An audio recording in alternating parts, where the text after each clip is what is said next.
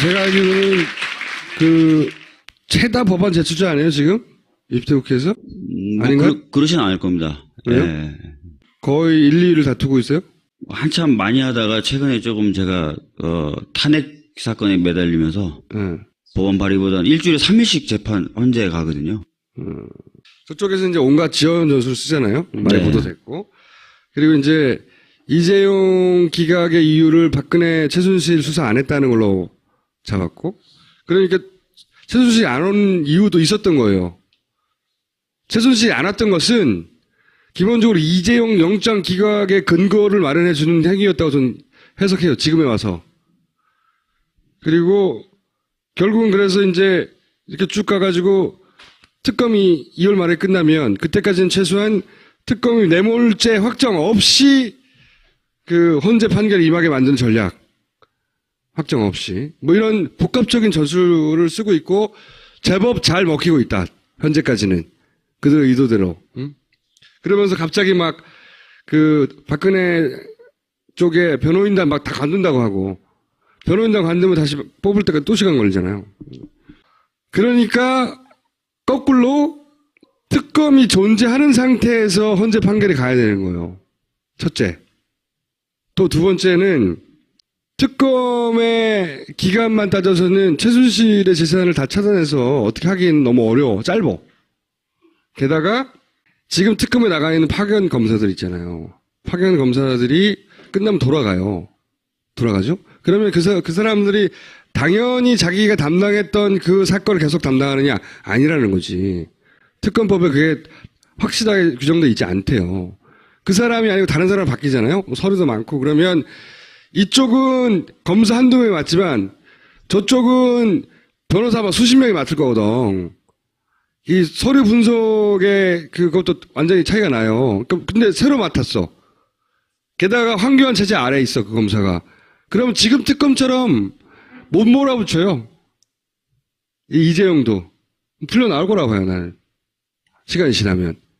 그러니까 특검도 연장돼야 되고, 특검에서 다루는, 예를 들어서 우병우를 다루는 것도 대단히 제한적이라고 하더라고요, 지금은.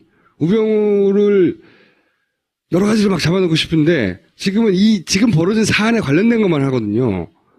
연장도 돼야 되고, 개정도 돼야 된다. 이 두 가지 고민이 있다는 거예요. 그러니까 특검이 절반 정도 진행된 지금에, 이거 어떻게 가능해요? 개정도 하고, 특검법 연장도 하고, 그거 해달라고 국회의원 시켜준 거 아니에요. 지금 이제 뭐 연장은 아시다시피 법에 30일간 연장할 수 있는데 네. 원래는 대통령이 연장을 하도록 되어 있습니다. 근데 지금 대통령이 직무정지 상태이기 때문에 황교안 권한대행이 해야 돼요. 황교안 권한대행, 즉 황교안 총리가 이것을 할지에 대해서는 장담할 수가 없죠. 자기 혼자 결정할 사안이 아니죠. 당연히. 그래서 여러 가지 이 부분에 대해서 좀 불명하기 때문에 아예 법을 바꿔서 연장을 할 수 있도록 해주는 게 제일 좋은데. 황교안이 사인하지 않아도. 네, 사인하지 않아도 되고, 그 다음에 방금 말씀하셨던 것처럼 수사 대상 범위가 지나치게 좀 좁다라고 지금 와서 좀 판단되는 부분들이 새로 생기고 있어요. 네. 세월호 7시간이라든지, 그 다음에 방금 말씀하신 대로 우병우의 혐의라든지, 이런 부분들. 또는 이제 파견 검사가 돌아가서도 계속 그 사건을 맡게 한다든지. 예, 그런 부분들. 그래서, 이런 부분들을 좀 해결하기 위해서는 개정이 필요한데, 네. 이 개정을 위해서 우리가 뭘 해야 되는지 알려주세요. 지금 뭐 새누리당이나 바른정당에서 이 부분을 합의를 해줘야 되는데 네. 새누리당 없이 바른정당만으로는 안 돼요? 본격적으로 지금 이 관련된 협상을 시작하지 않았기 때문에 네. 정확한 스탠스가 뭔지 명확하지 않습니다. 그래서 얘기를 좀 해봐야 되고 경우에 따라서 바른정당이 합의를 해주면은 새누리당의 도움 없이 할 수 있는 방법도 있어 보여요. 대선 정국에 들어가면 예. 특검에서 내는 뉴스들이 자기들한테서 불리하니까 아무래도 바른정당도 그렇게 봐야 되겠죠. 안 할 가능성이 현재로서 높죠. 오늘 신문 보니까 일면에 이제 바른정당 출범 관련된 사진이 하나 올라와 있던데 무릎 꿇고 시작을 하겠다. 이렇게 돼 있더라고요. 그 얘기는 이제 웬만하면 박근혜 정권과의 관계를 끊고 자기네들은 가고 싶다는 건데 특검이 기간이 연장돼서 계속해서 이야기가 나오면은 불리하겠죠. 자기네들이 그쪽하고 다른 존재다라는 걸 부각시키기가 굉장히 어렵겠죠. 그래서 만약에 바른정당도 협조가 안 돼. 네. 그러면 이제 영원히 불가능한 겁니까? 현재 뭐 의석 비율로 보면은 하기가 어렵죠. 바른정당까지 합의를 안 해준다면은. 그럼 유일한 방법은 바른정당만이라도 이 연장에 합의해 주는 거. 예. 그거밖에 없어요? 바른정당이 일단 합의를 해준다고 전제를 한다면 이제 수가 한두 개 정도는 생길 수 있죠. 연장도 그 새누리당이나 바른정당의 동의가 필요해요? 아닙니다. 연장은 특검이 그렇죠. 특검이 요청을 하고 예. 근데 대행이 결정을 하는 거죠. 총리가 아마 안 해줄 거기 때문에 네. 저희들은 그렇게 생각을 해야 되거든요. 그래서 당연히 안 해주지. 사실 그럼 다른 법개정으로 법안을 하나- 법개정으로 네. 가야 되고 법개정을 할 때는 방금 말씀드렸던 것처럼 적어도 바른정당만이라도 동의를 해줘야 되는 그렇죠. 겁니다. 예.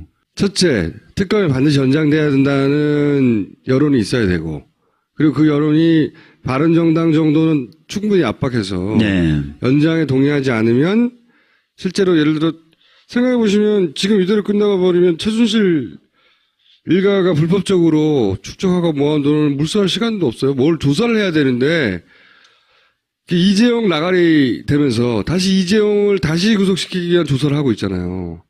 그러면서 그 다음에 원래 부르려고 했던 뭐 SK니 롯데니 아직 못 부르고 있다고. 네. 근데 또 넣어서 또 기각될 가능성이 높거든요. 지금으로 봐서는 그래요. 제가 보기에는. 그러면 삼성을 진도도 못 나간 채 나머지는 나가지도 못하고 끝날 수도 있다고. 근데 최순실 재산을 언제 찾아요? 사람 몇 명 안 되는데 거기서. 그리고 가서 다시 이제 검찰로 돌아가면 나가리라는 거야. 지금 특검은 그 헌정사상 최고의 특검이잖아. 결과와 속도로 보자면. 지금까지 해왔던 모습들은 뭐 다 기대 이상이다라는 평가를 하죠. 예. 그러니까요.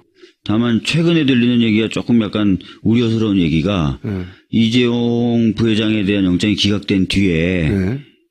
약간 손이 둔해졌다는 평도 좀 나오고 있고요. 그건 뭐 인간인 이상. SK나 이쪽에 대한 수사가 안 되고 있다는 거죠. 네.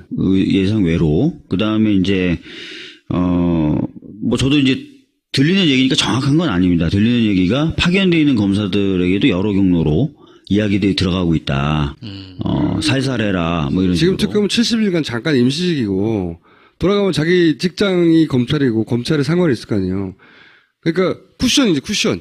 쿠션 먹고 들어오는 압박도 있고 또는 우병우 같은 사안을 수사하면 우병우 라인이 그 안에 존재하고 있으니까 거기도 압박이 들어올 수 있죠. 그러니까 특검도 전방위적인 압력이 들어가기 시작했다고 봐야 되죠. 그렇죠. 그러니까 사실은 이제 이재용에 대한 영장이 기각되면서 속도와 힘이 좀 꺾였고 그 기세를 틈타가지고 여러 경로로 좀 압력들이 작용되고 있는 것 아닌가.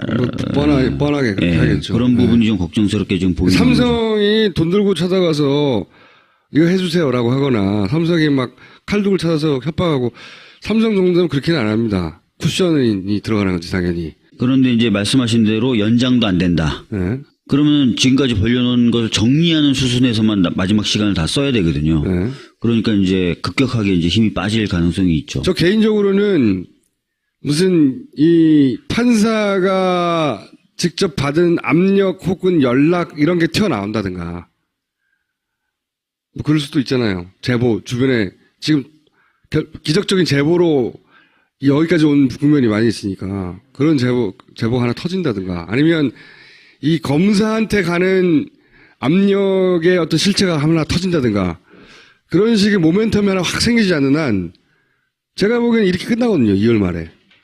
지금으로서는.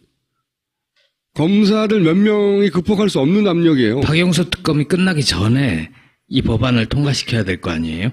그렇죠. 2월 말 전에. 그러려면 거꾸로 역산을 하면 좀 빨리 내야 되는 거고 새누리당이나 혹시나 바른정당까지도 이건 뭐 안건 수기 제도인가요? 그 좀 깊게 토론해보자. 그쪽으로 넘겨버리면 안건 조정. 안건 조정 회의로 넘겨버리면 오래 걸리잖아요. 그래서 이제 바른정당의 합의가 필요한 거예요. 그러니까 안건조정위원회로 회부하는 걸 오히려 저희가 쓸 수도 있어요.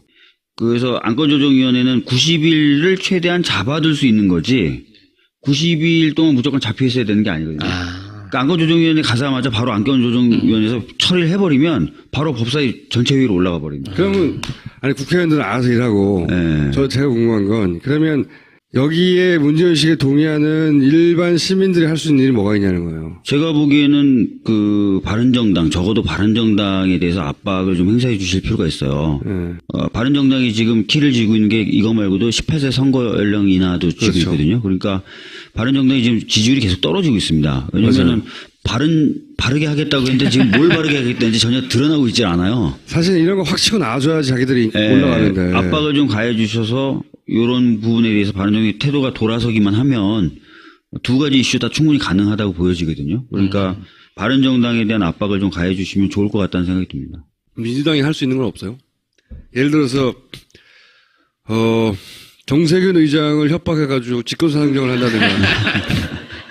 하여튼 그런 부분까지도 좀 열어놓고 저희들도 협박을 진짜 하겠다는 게 아니라 어떻게 설득을 한다는 그런 전제로 고민을 해봐야 되겠지만. 직권상정도 가능한 사안이잖아요, 이게. 근데 사실은 국가 비상사태에 준해야만 직권상정이 되는데. 그거 비상사태지. 야당이 계속해서 그 부분을 공격해왔거든요. 국가 비상사태라는 걸 좁게 해석하라고 그랬죠. 공격을 해왔는데 예전에 테러 방지법인가요? 때 절대 직권상정 안 된다. 이게 그때는 국정원발로 곧 테러가 일어난다 그래도 우리 국가 비상사태 아니라고 본다라고 국가 비상사태 정말 좁게 봐야 된다 그렇게 난리치고 저희들이 필리버스터도 하고 다 했었는데 지금 와서는 다 국가 비상사태로 봐줘야 된다라고 얘기하기가 약간 좀 어려운 부분이 있다는 거죠. 저 사람들은 잘하는 건데 이쪽은 민망해서 못하죠. 그러면 지금 별 옵션이 없는 거네요, 실제. 분명히 하긴 해야 되는 건데. 네. 국민들의 여론에서 여기까지 밀려왔듯이 보수 세력도 날이 풀리고 국민들이 그런 의사를 분명히 의사표시해서 그러지 않으면 나도 정치적으로 사망하겠구나 하는 위기감을 느끼게 하는 수밖에 없네요.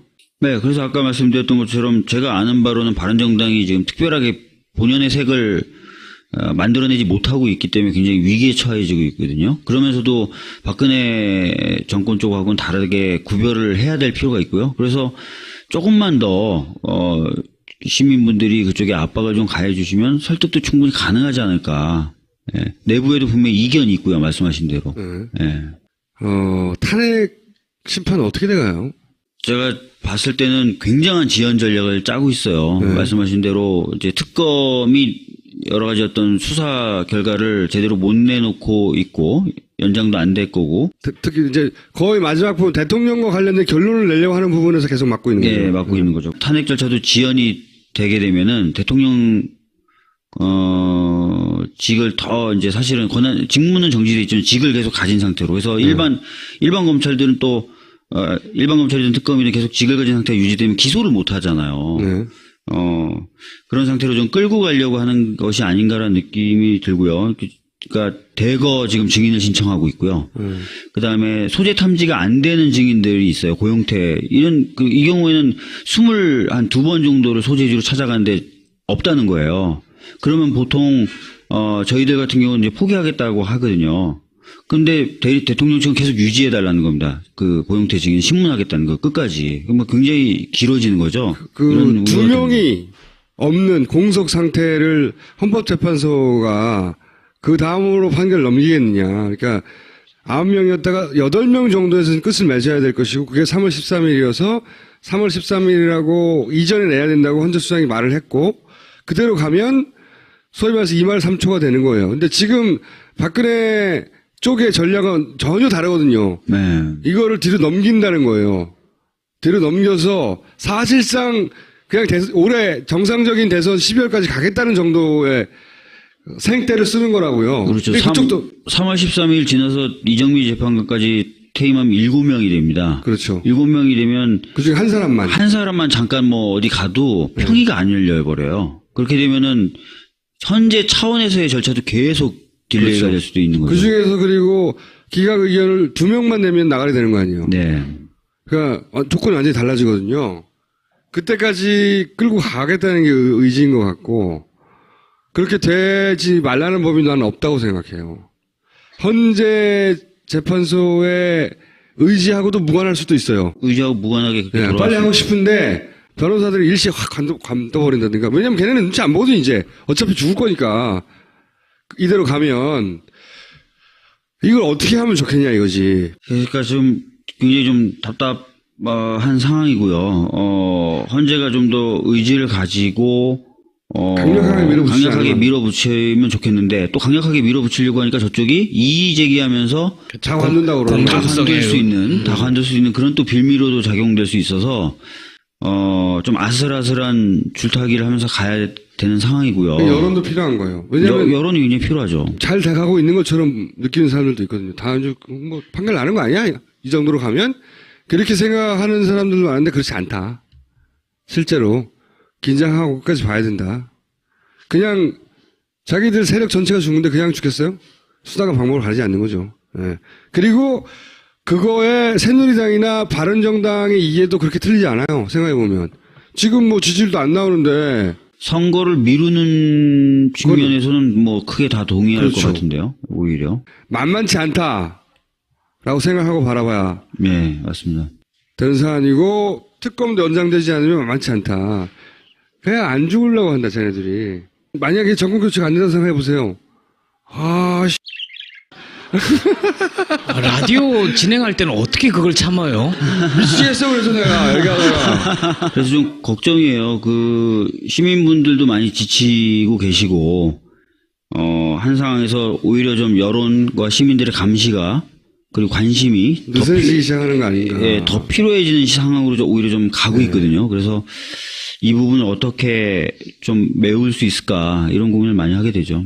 우리가 생각하듯이 나이스하게 물러나지 않는다, 절대. 할 수 있는 건 다 던지고, 말도 안 되더라도. 그리고 뭐 아마 박근혜 대통령 개인의 문제가 아니라 세력의 문제겠죠. 그렇죠. 세력이 전부 다 이 역사 속에서 사라지느냐 마느냐 그런 관점에서 아마 이 시국을 그쪽에서 바라보고 있을 가능성이 크다고 생각됩니다. 솔직히. 자, 이번에는 뒤집힐 수 없다. 어떻게 해줘요, 국회에서. 우리 할 테니까. 오늘 여기까지 하겠습니다. 최순실이 안 왔던 것은 기본적으로 이재용 영장 기각의 근거를 마련해주는 행위였다고 저는 해석해요, 지금에 와서. 그리고 결국은 그래서 이제 이렇게 쭉 가가지고 특검이 2월 말에 끝나면 그때까지는 최소한 특검이 뇌물죄 확정 없이 그 헌재 판결 임하게 만드는 전략 확정 없이 뭐 이런 복합적인 전술을 쓰고 있고 제법 잘 먹히고 있다. 현재까지는 그들의 의도대로. 그러면서 갑자기 막 그 박근혜 쪽에 변호인단 막 다 관둔다고 하고 변호인단 관두면 다시 뽑을 때까지 또 시간 걸리잖아요. 그러니까 거꾸로 특검이 존재하는 상태에서 헌재 판결이 가야 되는 거예요. 첫째. 또 두 번째는 특검의 기간만 따져서는 최순실의 재산을 다 찾아내서 어떻게 하기엔 너무 어려워. 짧어. 게다가 지금 특검에 나가 있는 파견 검사들 있잖아요. 파견 검사들이 끝나면 돌아가요. 돌아가죠? 그러면 그 사람들이 당연히 자기가 담당했던 그 사건을 계속 담당하느냐? 아니라는 거지. 특검법에 그게 확실하게 규정되어 있지 않대요. 그 사람이 아니고 다른 사람을 바뀌잖아요. 뭐 서류도 많고 그러면 연장도 돼야 되고 개정도 돼야 된다. 이 두 가지 고민이 있다는 거예요.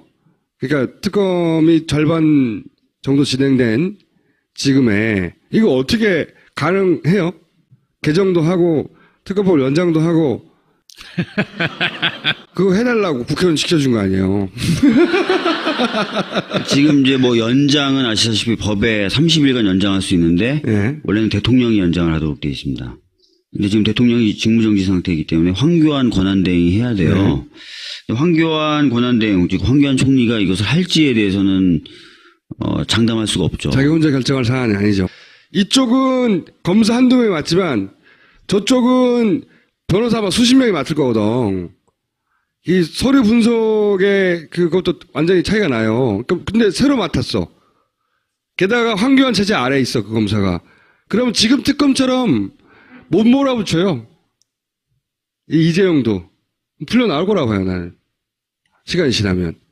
그러니까 특검도 연장돼야 되고 특검에서 다루는 예를 들어서 우병우를 다루는 것도 대단히 제한적이라고 하더라고요, 지금은. 우병우를 여러 가지로 막 잡아놓고 싶은데 지금은 지금 벌어진 사안에 관련된 것만 하고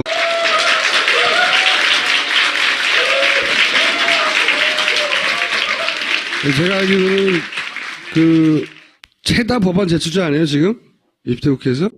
아닌가? 그러진 않을 겁니다. 그래요? 예. 거의 1, 2위를 다투고 있어요? 한참 많이 하다가 최근에 조금 제가 탄핵 사건에 매달리면서 예. 법안 발의보다는 일주일에 3일씩 재판 헌재 가거든요. 저쪽에서 이제 온갖 지원 전술을 쓰잖아요. 많이 네. 보도됐고. 그리고 이제 이재용 기각의 이유를 박근혜 최순실 수사 안 했다는 걸로 잡았고. 그러니까 최순실이 안 온 이유도 있었던 거예요.